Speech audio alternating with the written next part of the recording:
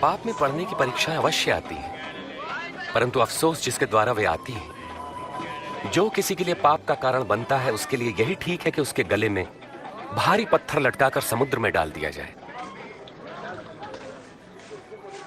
परमेश्वर का राज्य किसके समान है? वो ऐसा है, एक मनुष्य राई का दाना लेकर अपने खेत में बोता है और वो पौधा बढ़कर पेड़ बन जाता है और पक्षी उसकी डालियों पर घोंसला बनाते हैं। मुझे नहीं पता ये क्या कह रहा है। तुम चुंगी लेने वालों और अन्य पापियों के साथ क्यों खाते पीते हो? स्वस्थ लोगों को वैद्य की आवश्यकता नहीं होती, परंतु रोगियों को है। जो बहिष्कृत है, मैं उनको पश्चाताप का संदेश देने आया हूं, सम्मानितों को नहीं।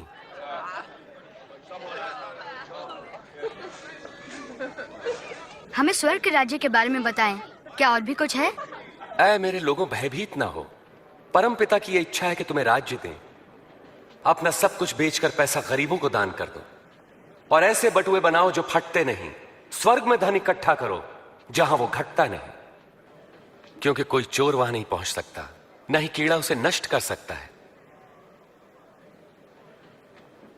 जहां तुम्हारा धन होगा वहीं तुम्हारा मन भी लगेगा।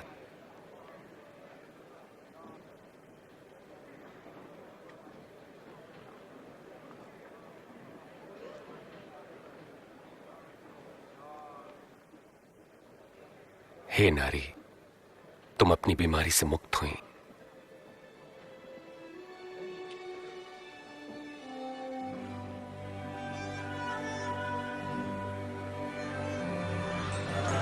देखो, देखो ये चंगी हो गई। ये तो चमत्कार है।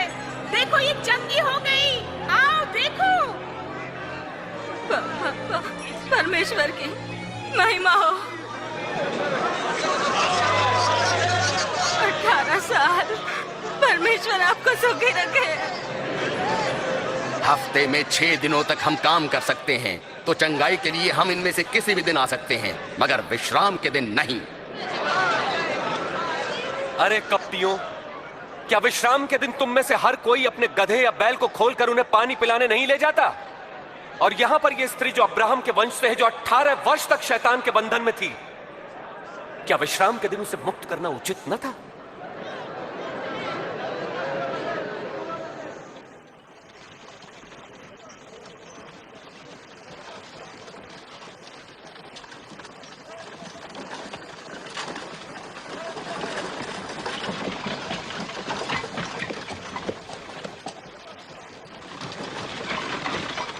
हे उत्तम गुरुजी, अनंत जीवन पाने के लिए मुझे क्या करना चाहिए? तुम मुझे उत्तम क्यों कहते हो? कोई भी उत्तम नहीं परमेश्वर के सिवा। तुम आज्ञाएं तो जानते हो। व्यभिचार न करना, हत्या न करना, किसी पर झूठे आरोप न लगाना, अपने माता पिता का आदर करना। परंतु ये सभी आज्ञाएं तो मैं बचपन से ही मानता आया हूं। तुम्हारे लिए भी एक काम करना आवश्यक है। अपना सब कुछ बेचकर धन गरीबों को बांट दो, तुम्हें स्वर्ग में धन मिलेगा।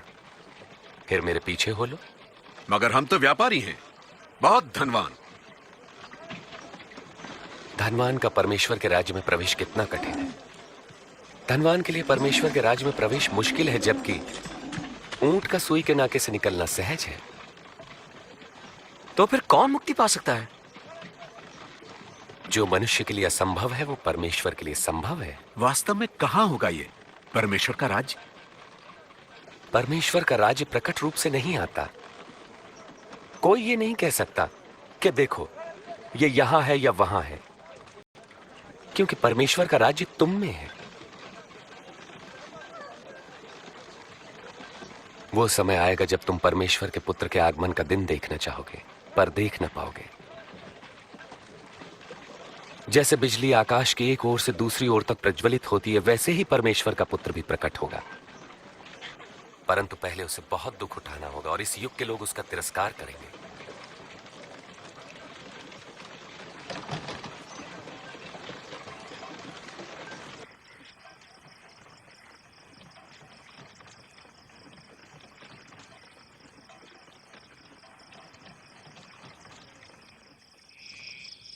आकाश और पृथ्वी का टल जाना सहज है, परंतु परमेश्वर के वचन का एक शब्द निष्फल न होगा।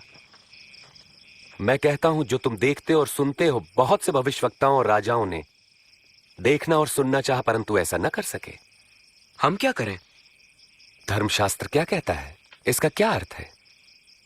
तुम अपने प्रभु परमेश्वर को संपूर्ण हृदय, संपूर्ण प्राण, संपूर्ण सामर्थ्य, संपूर्ण मन से प्रेम करो। पड़ोसी को अपने समान प्रेम करो। तुमने ठीक कहा, यही करो तो जीवित रहोगे। मेरा पड़ोसी कौन है? वे सैनिक तो नहीं? क्या राजा होगा? एक बार एक मनुष्य यरूशलेम से यरीहो जा रहा था। तब डाकुओं ने हमला किया और लूटकर उसे अधमरा छोड़कर चले गए। तब एक धर्मगुरु वहां से गुजरा और उसे देखकर वहां से कतरा कर चला गया।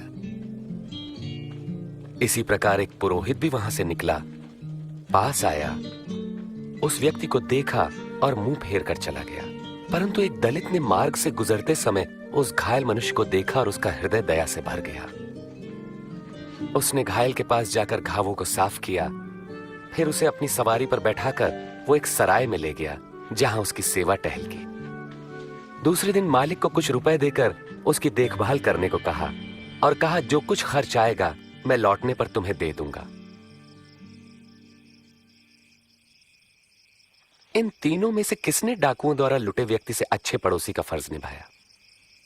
जिसने उस पर दया की। फिर तुम भी यही करो। बच्चों को मेरे पास आने दो और उन्हें मना मत करो, क्योंकि परमेश्वर का राज्य ऐसों का ही है। मैं तुमसे सच कहता हूं, जो कोई परमेश्वर के राज्य को एक बालक की तरह ग्रहण नहीं करता, वो उसमें कभी प्रवेश न करेगा।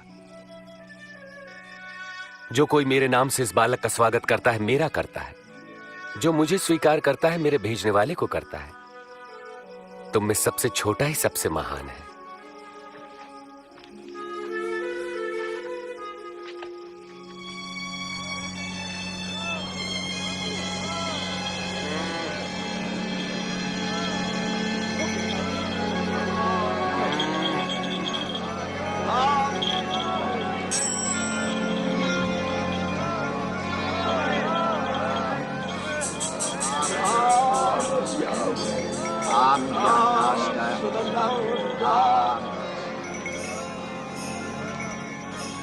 यहाँ क्या हो रहा है? कौन जा रहा है? नासरत के यीशु यहाँ से जा रहे हैं।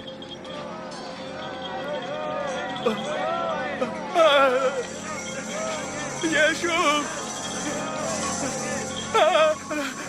प्रभु यीशु, हे दाऊद की संतान, मुझ पर दया करे।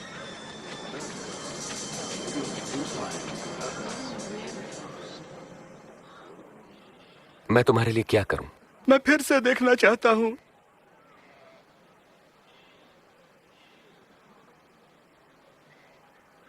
तो देखो, तुम्हारे विश्वास ने तुम्हें चंगा किया। मैं देख सकता हूं, मुझे दिखाई पड़ रहा है, मैं देख रहा हूं। यीशु,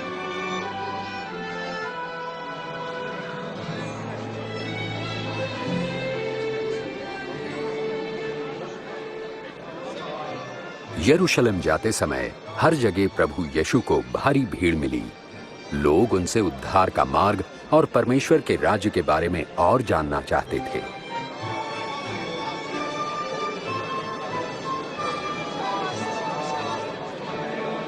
ये मनुष्य भविष्यवक्ता है।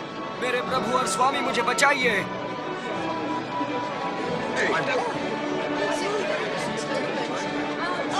हे प्रभु, हमें बचाए, हमें बचाए। प्रभु की स्तुति हो। हमें सच्ची राह दिखाइए प्रभु। लोगों ने प्रभु यीशु को अपने प्रभु और स्वामी के रूप में स्वीकार करना प्रारंभ कर दिया।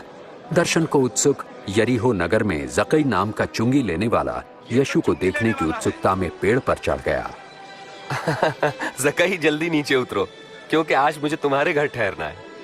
मेरे घर? उसके घर कौन ठहरेगा? जकई यीशु को कैसे जानता है?